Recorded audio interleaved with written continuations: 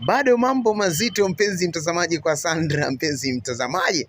Yes, unadhani ni kitu gani ambacho kinakwenda kujitokeza katika episode ijayo? Of course, leo nimekuandalia full prediction, full review juu ya kinachokwenda kujitokeza. Unadhani ni mambo gani ambayo nimekuandalia leo katika hii video? Nikusi mpenzi mtazamaji, kabla tujakwenda kuyatizama mambo ambayo nimekuandalia, matukio ambayo nimekuandalia, maana ninayo matukio mazito mpenzi mtazamaji ambayo yanakwenda kujitokeza katika episode ijayo mpenzi mtazamaji. So kabla hatujayamulika, kwanza nikusii fanya jambo moja ambalo ni muhimu sana kwako mpenzi mtazamaji, kubonyeza alama ya neno subscribe. Yani share upendo wako mpenzi mtazamaji wakati unatazama hii video kwa kubonyeza maneno meusi chini ya hii video. Bonyeza alama ya neno subscribe.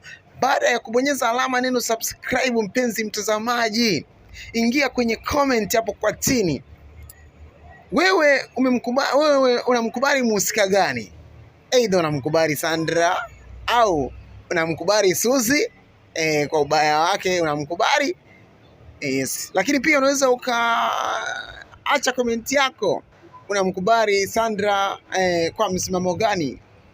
Aidha unamkubali Sandra kwa misimamo yake, yeye anaamini katika kile ambacho ni sahihi kwake, yani anaamini kwamba bado penzi lake liko pale pale, japo watu wanazidi kufanya fitina mbalimbali ili waweze kuvunja mahusiano Sandra na nani, mahusiano ya Sandra na John mpenzi mtazamaji. So ni hayo mpenzi mtazamaji, lakini za chini chini ni kwamba Suzy anazidi kutengeneza mipango mikakati ya kuhakikisha anaharibu mahusiano ya Sandra na John, kitu ambacho watazamaji wakipendi na ni kitu ambacho adhira watamani kukiona. Lakini leo hii Suzy anafanikiwa kumpandikiza sumu Winnie, ambapo Winnie ni rafiki yake na Sandra mpenzi mtazamaji. Naam.